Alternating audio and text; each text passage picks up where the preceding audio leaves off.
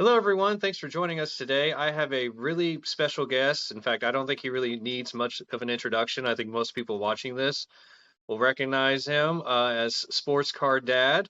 He, of course, has his own YouTube channel, and he's been producing a lot of content about sports cards and other collectibles over the past couple of years. Thank you so much for taking the time to do this interview today. I really appreciate it. Yeah, Kurt, thanks for having me. This is awesome. Absolutely. So let's get started by asking. I wanted to ask you about how you got started doing your YouTube channel and what led you to wanting to do it on a regular basis. Yeah, so it was something where I had just found YouTube probably, I would say not early 2020. I'd say like 2019 is when I really started to use YouTube outside of like how to fix the sink, type videos. That's where I actually saw shows on it that I thought were interesting. I'd gotten back into the hobby in 2018. So I was already kind of buying into collectibles and dabbling in all the stuff.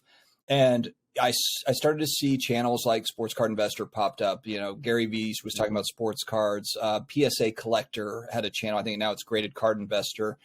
But I noticed there were channels on about this stuff. There wasn't very many, at least that were hitting my recommendations on YouTube. And so I was trying to find more and more of that sort of thing. And I just remember watching Jeff Wilson in particular. I really like his early stuff. And I remember watching thinking like, man, I wish that I wish there was just more topics, or there's other topics that I think would be fun to talk about, but there's just no content on that. There's no content on various topics. And so I'd been thinking about it before I started my channel, probably 6 months ahead of that. And I was kind of like, nah, I'm not going to do it. Like, I don't have any sort of broadcasting background. I'm like, oh, and you kind of think about it like, I don't want to look stupid on on camera or whatever, like all those things. I made a million excuses.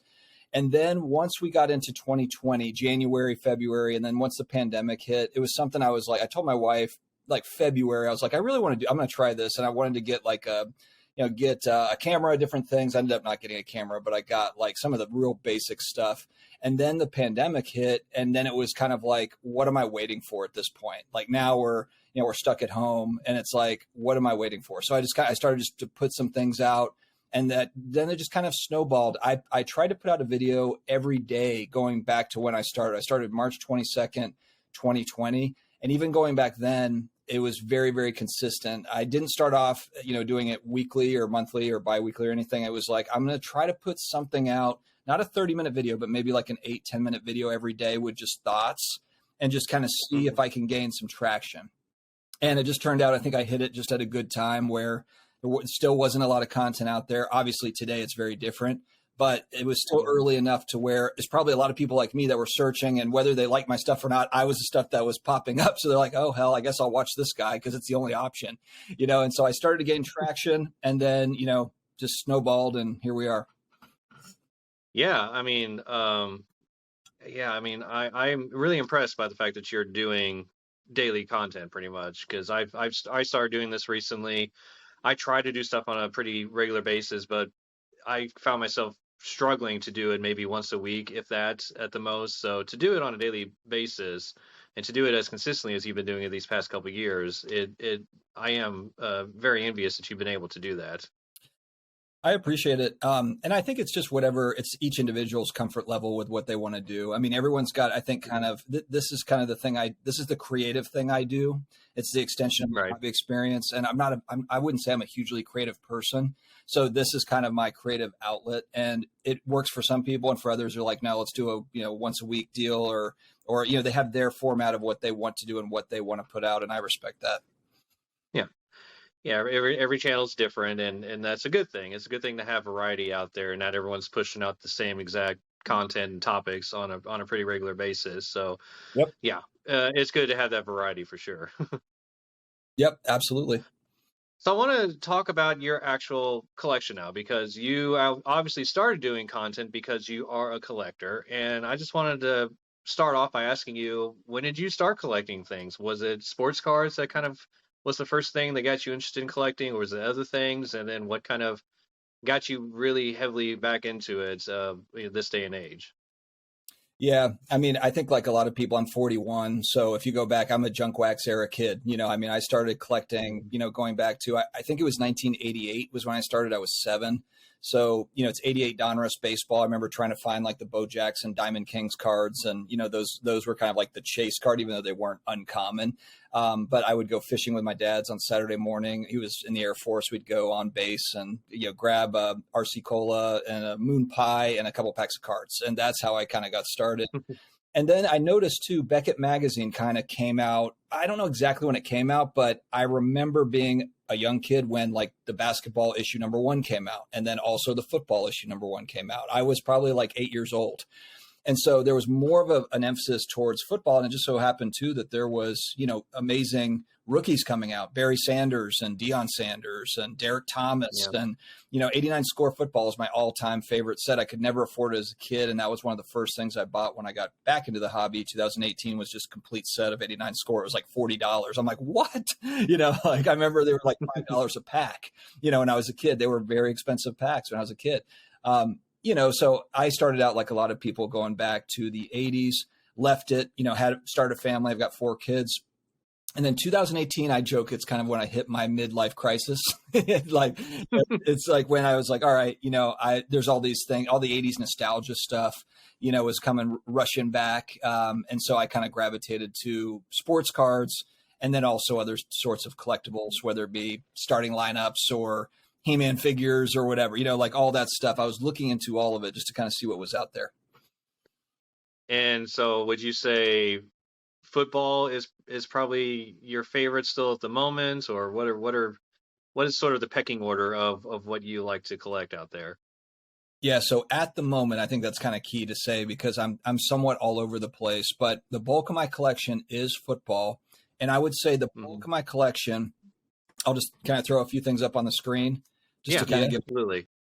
Yeah, so like I'm a diehard New Orleans Saints fan. So like this is Archie Manning, patch auto. But I've got a lot of kind of the legendary guys autos. I've got, like sort of stuff like this with Joe Namath. I've got Jerry West. I've got, so I've got Julius Erving, immaculate auto or whatever. So I would say the bulk of my collection is that. I've also been collecting. I think I told you before we came on, I have a lot of 80s basketball, whether it be 86 Fleer or I've got some star cards, early. Well, really, there's not that many sets in 80s for basketball. So I've got kind of a variety there. I've been focused around just being a Saints fan. Drew Brees is kind of my all-time PC guy.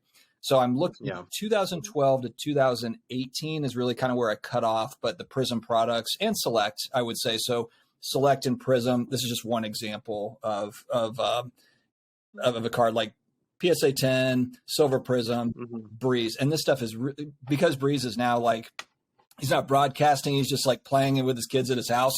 Like his stuff is on a lot, so it's worked out. But the player that I have the most cards of is Tom Brady. So as a football card collector, like the one player, it's probably Breeze tied with Brady for like the most actual cards that I have or of one player. And then I've got just variety of different, Hall of Fame. Like here, I was at the Raleigh Card Show today. I can quickly show these. But I picked up Fran Tarkenton on card flawless, and then Marshall Falk game used immaculate on card auto. And the stuff is like, it's $100 each. So it's not cheap, but it's also not, you can get into some expensive stuff, And then my side project, I won't talk too long on this, but my side project is Stranger Things cards. So and I could go on and on. I won't bore you with it. A big card that I just got in the mail today, it's 11 auto Millie is how that's written, but it's numbered out of 25. I like the Stranger Things stuff because it's not that it's inexpensive. This card was $900. So, it's not that it's inexpensive. People are like, oh my God, you paid $900 for a Stranger Things card, but she literally signed like probably 6 or 7 different cards, maybe 10 at the most. And I'm talking about different type of auto cards.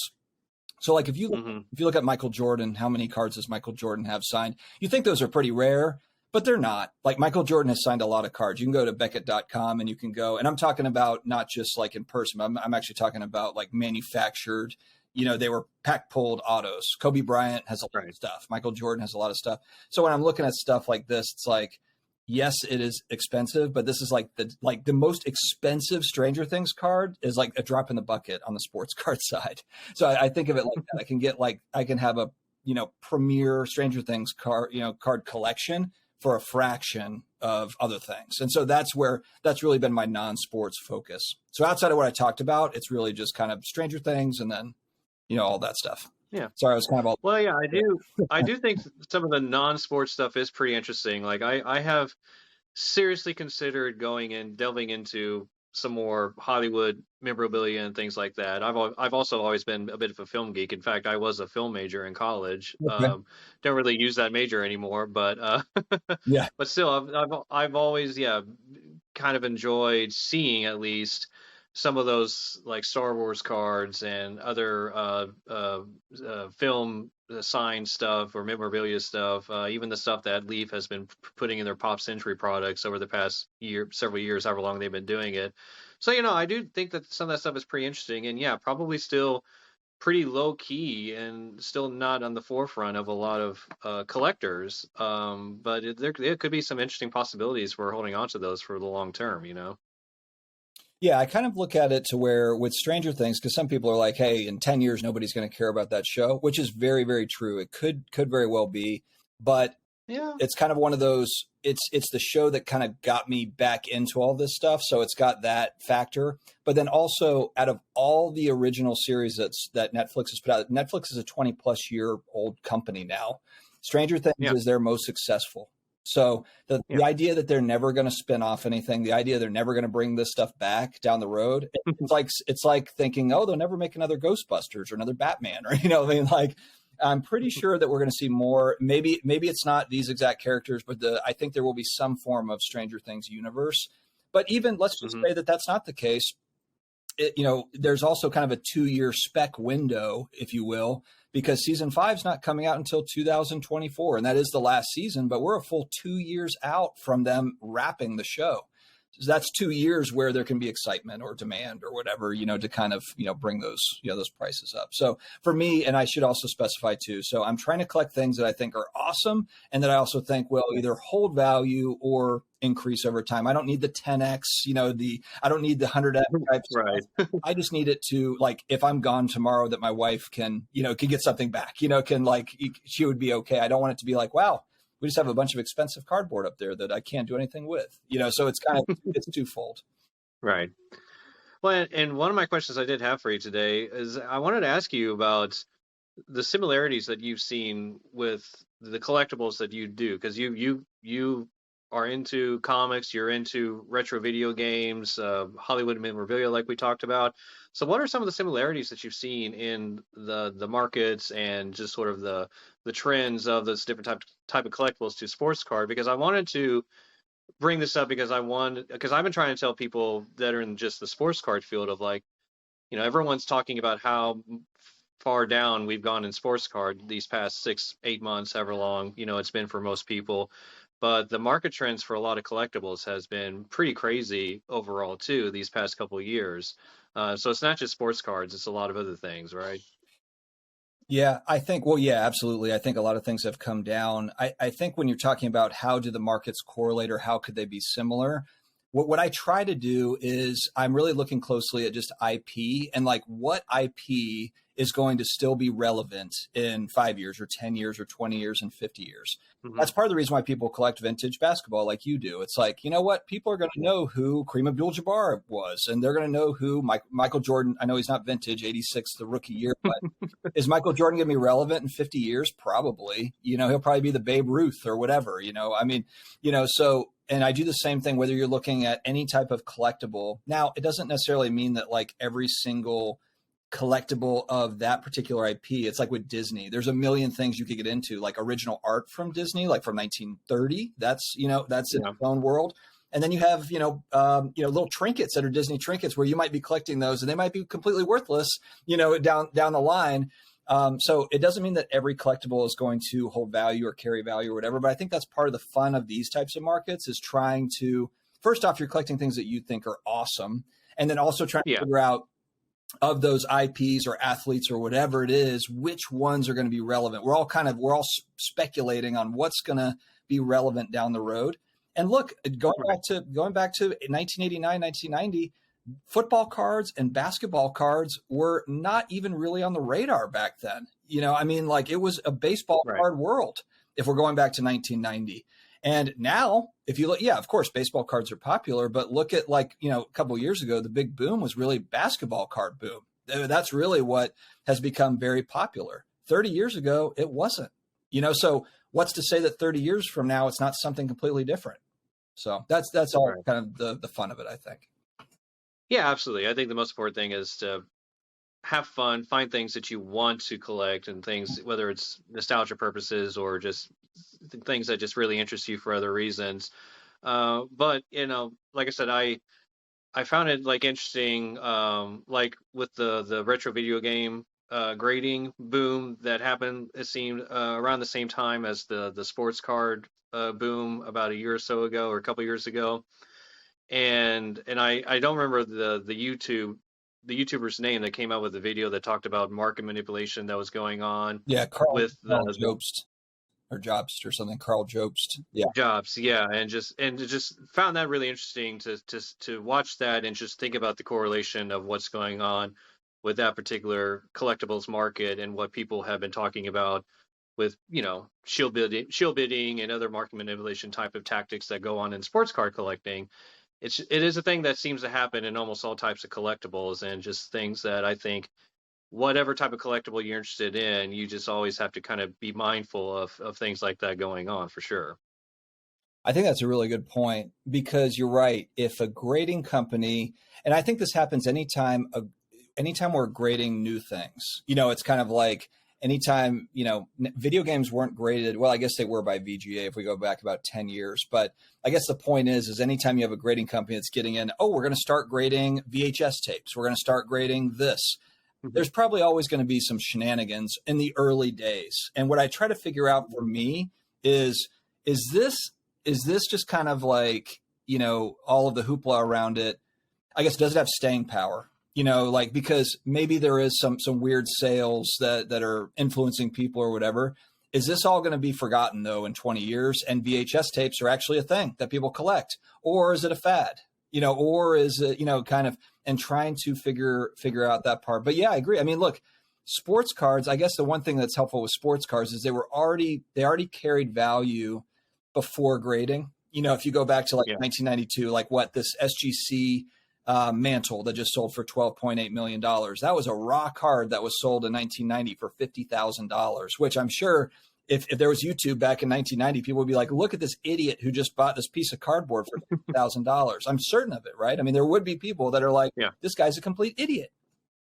And now look, so, but I guess that's the thing that we just don't know with a lot of this stuff, whether, with video games or, comic books, the same sort of thing where, Amazing Fantasy 15, raw copies of that were already valuable before they started grading those. And then grading just kind of helped with, trying to assess, different levels. So yeah, I think that's, you make a great point. Is this stuff going to be sticky to where people there's going to be continued interest or there's collectors for it? Or is it kind of more of like a forced thing? Like we're all in this kind of 80s nostalgia bubble, 80s, 90s, where it's like, yeah, companies are just picking stuff out like, oh, is it going to be CDs next? Like what's the next Yeah. thing, So I think this will be a very interesting, I guess, use case moving forward. There'll be a study on this. I'm sure in 30 years, it'll either be like, oh, remember when this was just coming out? Or it'll be like, look at all these fads that they were trying to grade, like we'll just have to see Yeah. how it all goes. Yeah, I'll be interested to see if graded VHS tapes is going to still be a thing 15, 20 years from now. Because I don't know. And I wonder, like, why did that become a thing and graded laser discs didn't become a thing? Or I don't know. Yeah, like Yeah. I, I have my skepticism that's still going to be a popular thing Well, 15 years down the road. so I think my biggest hesitation I'll just use VHS tapes as an example, but you could probably plug in anything that Hmm. is sealed. I think the first thing is, like a sealed box, like we've already seen all the nightmares with sealed wax. It's like this thing, how do Yeah. I know this hasn't been resealed? Because the crooks have gotten really good at resealing stuff. I mean, people are Yep. spending millions of dollars on this, not realizing, that it's been resealed, and then finding out later, and they're counting on the fact that nobody ever opens it, or they open it 20 years down the road and they're already long gone with their money, or whatever. So Right. when I look at VHS tapes and it's the same sort of seal, I'm like, how do I know that's the first like that's Jaws in there? How do I know it's not like Pee Wee Herman, in the case sealed up? Because you can also, like, at stores and stuff, like if you work at like a Kmart or Target or whatever, you had to reseal these, or a video store. If you worked at a VHS rental place, a lot of times they resealed stuff. So are there experts that know the difference? I don't know. I don't know. Yeah, that's one of the reasons why I kind of stayed away from sealed products myself. And yeah, you've had some really high profile BBCE, sealed stuff, obviously, with the 86 clear box and the Pokemon first edition case, things like that. It's just kind of like, yeah, the scammers have gotten really good at faking those things. And then if it's something that's been sealed for years, if not decades, yeah, it's like, how do you even know what's inside of it? Obviously it could be some GI Joe packs, or it could be like Yeah. whatever. We've had some really interesting cases of things really coming to the forefront about some of the issues that there still are, even when you go to a really skilled professional like BBCE to verify it. It's I don't know, it's still kind of scary in my opinion. I think we need to get away from, I think it would be very helpful for hobbyists if I totally understand kind of how awesome it is that it's a sealed collectible, where it's like, oh my gosh, this thing has been sealed for 40 years or whatever it is. But just to safeguard against like what we're talking about, we have to get away from, it being taboo to unseal it. I mean, like we need that. We need it to, for professionals to be able to open it, make sure that it is Yep. what it is, and it not like drain the price. Like, it shouldn't be that you open the case of 86 Flair basketball, you make sure it's all good, and then the price of that thing goes down by half or whatever because you opened the seal, or like, I think we need to. I hope that the hobby gets away from that, because if it doesn't, then you'll just continue to see this stuff. It'll just keep happening. There's too much money. Yeah. There's just way too much money in it for crooks. Yep. Absolutely. It seemed like in the case of that 86 Fleer box that was open at the National, they got a lot of attention. And it's like, well, I don't know. It still had like 3 Jordans in it and things like that. But it's like, well, I don't know. You can still switch out some kind of low grade Jordans into several packs and then just repackage it and reseal it. And you can turn like a $30,000 investment to do that into $120,000, whatever it is, to sell it a sealed box of 86 clear right now. So yeah, I mean, if you could still 10x your money almost on any of that stuff, that's still worth the time and effort to go through that process. Well, and I think, they need to figure out too, if you look at these auction listings, it's just very general of like 86 Fleer box, it's sealed or whatever. The reality is, and when I'm talking to people that have been in the hobby for a long time, they would say like, hey, it's not uncommon that you would have an 86 Fleer box where you sold like 10 of the packs. You still have 20 packs or 25 or whatever, and you add packs to that. Like, that was very common back then. And that actually makes sense to me, because I remember the same sort of thing at card shops in 1990, where it's like they have like an open box and they're consolidating because they're like, oh, we've only got 2 more packs left in this box. Get rid of that. Put the 2 packs, like that's a very common thing. So I'm sure it was the same. Granted, I was too young in 86 or whenever, when the card shops had 86 Fleer. But Yes. a lot of people have said like, hey, look, like these things, 86 Fleer boxes didn't come to you sealed like today's product. So people are thinking along the lines of what it is today. And that might not be how it was distributed years and years ago. But I think that's something that when you have these high-end auction houses, that should be something that's talked about. It should be, like, put it in the list of like, they call them Franken boxes or Frankenstein boxes. A lot of the longtime hobbyists are like, hey, they're all Frankenstein boxes. That's kind of how they all were. So, but if you have knowledge of these things, like, it should be put in the listing at least, because I think that if you're just the average billionaire, multimillionaire, and you're like, yep, buy the case of 86 Fleer for $250,000 or whatever, however much it is, or the box, for $250,000 without any sort of context. And I think auction houses are kind of more in the business of just making money and selling stuff. And we need to get more in the business of more transparency in this hobby in general. No, absolutely. I agree. Well, so going back to talking about the sports card hobby, we've had just probably we've gone through probably one of the most interesting time periods that this hobby has ever seen just in these past couple of years. In fact, it's almost like a new era now. People are calling it pre-COVID and post-COVID era when it comes to sports card collecting. We've seen a huge peak and we've now seen some valleys in a lot of things. What is your general sense? What is your general outlook of what's going to happen with sports cards these next few years? Well, what's really interesting to me is I almost feel like there's a couple of different factions or a few different factions. If you were, I don't know if you were at this last national in July in Atlantic City, but I remember being at a vintage table, a vintage dealer, and looking at different cards, and literally like right across was kind of like the Breaker Pavilion, and there's people screaming their heads off like, "Oh man, the monster hit," and this and that or whatever. And then you have the vintage dealers that are just like, "Oh my gosh," because they've been listening to that all day long. And I feel like there is kind of a crowd that is the breaking sports betting crowd. And maybe there's crossover. I'm not saying there's zero crossover, but I think there's a lot of people that I'm not sure if they operate in the hobby outside of just doing breaks. They're just like in it for the breaks and kind of the entertainment of that and, whatever. Not even really buying singles, but they just kind of like, that's how they break, they grade or whatever, they sell. I don't know. But that part, and then also the live streaming apps, so my channel, I've got Drip Marketplace as a sponsor. I really like Drip. But if you see what Whatnot is doing, Whatnot is doing a lot of business. A lot of people are using this live streaming format of selling, and eBay's now got their eBay Live that they're trying. And why do they have eBay Live? Well, because of Whatnot. Simply because of the amount of money that's being spent on Whatnot, and then you have Drip and you have Loop and some of these other companies, Card Shop Live. So you've got this live streaming thing, which that's a fairly brand new thing. That's just kind of exploded over the last 12 months.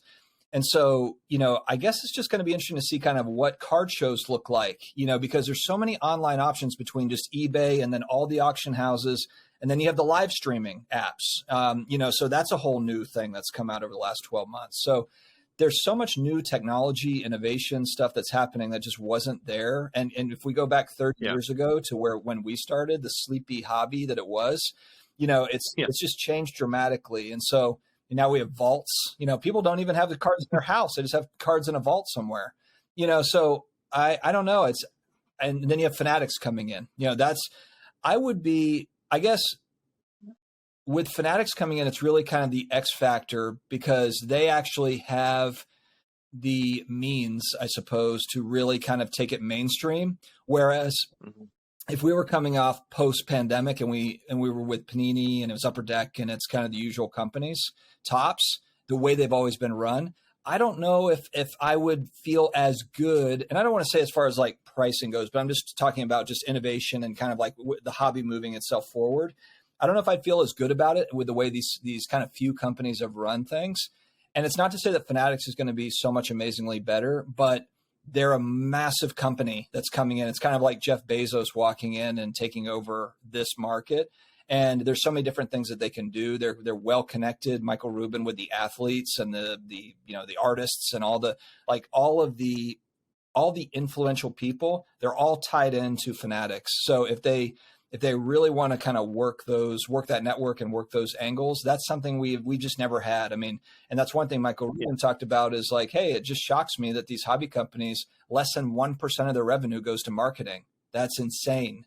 So that tells me that we're going to see TV commercials of cards. We're going to see, stuff at stadiums, and it's going to be more intertwined with the mainstream in the same way that it was in 1990, but it was a lot more organic, I think, back in 1990. It wasn't that, it was basically like dads were getting their sons back in 1990. And then and the reason why it was mainstream is because they were selling cards in every gas station and every Walmart and it was just kind of part of the culture. And that'll be very interesting to see is if it's part of the culture in that way, again, based on kind of all these factors. Yeah. Yeah, I tell people all the time is like I feel like it started with Gary Vee and now it's going to go to Michael Rubin and Fanatics and then eventually it'll be a lot more of the actual athletes and celebrities. Like we've seen a lot of celebrities and athletes even just these past few years kind of get involved, but I think we'll keep seeing more and more of that. And I think the interest in this hobby is going to grow significantly over these next few years. Now, what that does to the actual market, who's to say for certain? Right now I feel like there's a lot of interest, but there's not a lot of people buying right now just because of the state of the world economy just for everyone at the moment. So it's hard to exchange cash right now for a lot of people.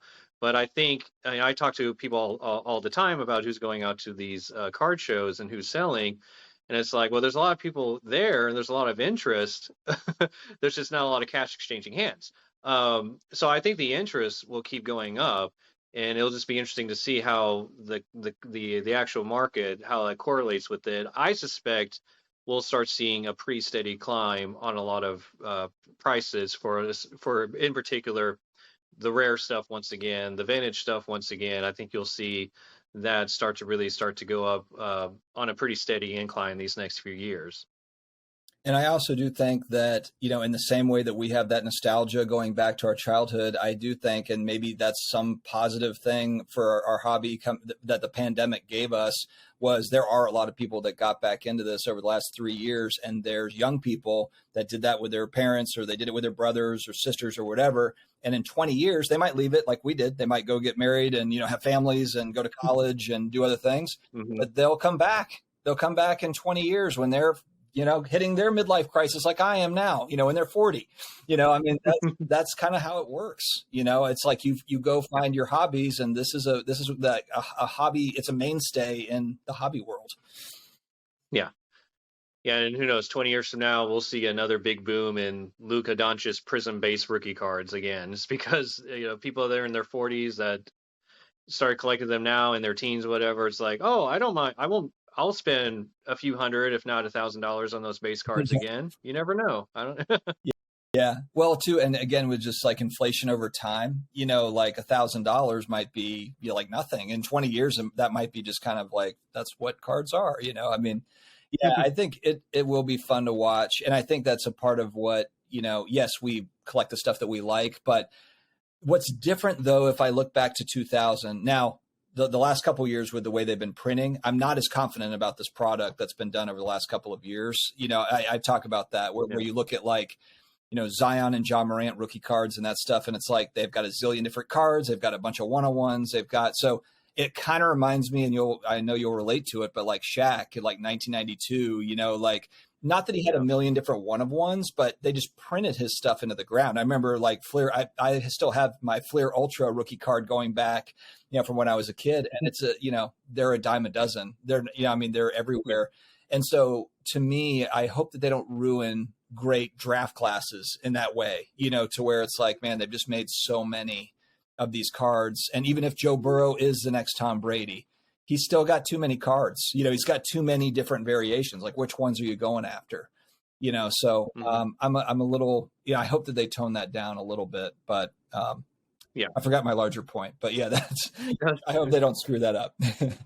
No, I agree. And yeah, that's the thing that hopefully with Fanatics, they have a good understanding of like, yes, obviously they want to make money, but at the same time, I hope they don't dilute the market so much that, yeah, even one-of-ones have been so diluted over the past couple of years. I can't remember, what is there, like over 1,100 Trevor Lawrence one-on-ones or something like that in all the products? That's insane. I mean, so yeah, hopefully they kind of calm down with some of that stuff, and we don't dilute every single thing that's out there, and all the really cool stuff for all these great players. Like, we've got a potentially great basketball class coming up next year with Wembanyama and Scoot Henderson. But hopefully they don't print, 2 million, parallels and autographs and all those things of those guys. Now, I guess on the flip side of that, if there is demand for that many, moving forward, then that's a great thing for all of us, because that means that if we're going back in time to, you collect a lot of vintage basketball, that's way more limited than anything they're making today. So that I assume that only helps that stuff, value wise, because, that'll be like the Honus Wagner in 50 years or whatever, it'll be like the Yeah. the Wilt Chamberlain rookie from 61 Fleer will be like some massive card, because it's just there's only one rookie. Right. That's what I'm kind of banking on. Yeah. So outside of your Drew Brees stuff and your Saints stuff, so what are some of the things that you're looking at buying here in the near future? So I'm always buying, going back to Stranger Things, I'm always buying those autos as they pop up because they don't pop up very much and they're expensive. Hmm. So if there's an auction running and I feel like I can get certain autos, not of the lesser characters, but of the main characters, then I'll take a look at those. Um, as far as so Breeze and I'm really watching Tom Brady. I'm always watching Tom Brady because, and I know you said outside of that, but I'll just touch on him real quick. I think that he's kind of like Michael Jordan, 1999, or 98, or Yeah. at the end of his career. I don't think he's going to be fully appreciated until we get to that next cycle. And in 20 years, I think it'll be like, wow, like the stuff this guy accomplished is insane. And I do think he's going to do the same sort of thing with Jordan as far as like the clothing line. And, he's going to have all these different, he's going to be like Yeah. the very top of the food chain for, not for goats, but just for football, if we're talking about football. So I'm always looking at Tom Brady. If he completely just stinks up his, the last couple of years of his career, I'm trying to get as much of that sort of thing as I can where I see value. And then I do buy, these are examples of just like, Hall of Fame auto stuff. I like to grade Hmm. with SGC. I like to grade autos because they've got like their auto grade and they've got the card grade and the auto grade's included with it. So right now what I'm doing is I'm looking for just kind of like nice raw cards of stuff that I like, and then I'll send them off there. Hmm. I'm trying to think of other things that I'm looking for outside of that stuff.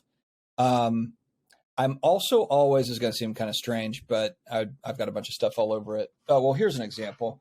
So this is original Masters of the Universe He-Man from 1985. This is Moss Man, and I've got all kinds of nostalgia around it.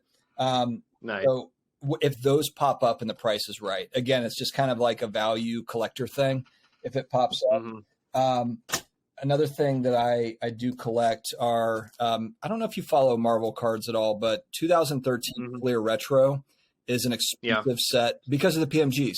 Well, outside of the Hmm. PMGs, really kind of the most rare cards in that set are the autos. So it's the Impel insert autos, and they're one out of, it ranges. The 1990s are one out of like 576 packs, the 91s are one out of 720, and then the 92 Impels, which is this Thanos, are like one out of 90 packs, and the boxes are like $5,000 or something for a hobby box, and this card was $100. So I'm like, why is this card $100? It's already graded. It's one Yeah. of the more rare cards in the whole set, So I'm looking for, and then it kind of it fulfills the whole circle for me because 90, 91, 92 Impel, these were the cards I was collecting as a kid. So it's like, Yep. oh, cool. I recognize these from my childhood. It's from a Yeah. cool set. It's rare. It's, and I see value. So Yeah. I loved collecting those Marvel Impels and the first Flair Marvel cards. I collected a lot of those as a kid, and I got a few of them a few years ago. I started getting some of them in like PSA 10s and things like that. And I've traded them off since then because it's like I still just don't know if that's something I want to go down that rabbit hole. I just want to kind of stay focused on what I'm trying to obtain at the moment. But yeah, those are still great looking, and I know Marvel cards and the PMGs in particular have gone through some pretty crazy market trends over these past couple of years. yeah, I'm staying away from those just because they rocketed up so much so fast, and people probably think like, oh man, it's such a bargain now, but these are cards that were like $100 like 2 years ago, and now they're still like, they went up to like 20 grand, and now they're like 5 grand. It's like, to me, that's still not a good deal yet. Like I'm not, like it's still way overheated. And so that's why, like, when I see a set like that, it's like, well, what else is rare in that set? It's a cool set. I like it. I'm obviously not getting the PMG, but what else is in there that's pretty rare? And that's how I found those. And it was like, oh, and it's, it's Impel. It's the stuff I was already buying. Like you'll like this. This is one is this 15? So this is 15 because Black Panther doesn't have one from 13, but this is the 90, Mm, you know, it said 90 Impel. It's classic. Love the yeah. 90 Impel, you know, so yeah. Yeah, it's like when Upper Deck came out with that Fleer Retro basketball set in 2011, 2012, Yeah. and people went crazy nuts over those, and rightfully so. I think they're still pretty cool, even if they don't have the NBA jerseys and things like that on them. But yeah, I can see why the 2013 Marvel Retro set is really in high demand for those collectors. Yeah, I did that on the football side where I bought a bunch of the PMGs because they're just dirt cheap in comparison. You know, it's Yeah. like the 2011, like Lawrence Taylor blue PMG, or you know, like, but it's literally like $100, you know, or something, or $50 for other players. So, and it's like cool. I can get these PMGs and it doesn't break the bank, and I see some upside. I would say I live mostly in the $100 to $500 range for cards. I would say that's kind of my sweet spot. I do have more expensive cards, but the most expensive card I own is maybe $1,500. You know, so Hmm. I do, and that's, I'm not trying to, you know, sound like that's nothing, but in the sports card world, especially where prices have gone, that's not very, it's not very much. Yeah, kind of not. Yeah. So, but yeah, so I guess that makes me more of a collector than anything. I never really, I know a lot of people are like scale up, you know, like up, you know, you take the smaller things and get into larger things. I'm like, yeah, but I don't want to get rid of any of my smaller things. So, you know, like I couldn't really do it, but yeah, I'm excited for the summer, to be honest with you, because summer is already kind of good card buying time anyway. And then, you know, you've got the economic state the way that it is. And so I think next summer is going to be, you know, I think there's already good buys to be had, but if it continues along this trend, 6 months, I think it's going to be really nice. Cool. Well, that's really all the questions that I had today. Was there something else that you wanted to make sure to mention or make sure to plug? You can talk about, you know, anything you're coming up on your channels or anything that you're kind of thinking about in terms of the content that you're going to be creating here in the near future. Yeah, I mean, my YouTube channel is a sports card dad. I just try to mix it up with various topics. I know we cover kind of some of the big picture economic stuff, which some people find is boring, and it's not, you know, just talking about sports card stuff. But I try to mix it up. You know, I'm going to put out a video probably in the next couple of days. That's just me at the Raleigh show, my local show. You know, Yeah. so I just try to put out a variety of different things, but I don't have anything groundbreaking, I wouldn't say, coming up that's different than what I've been doing. Okay.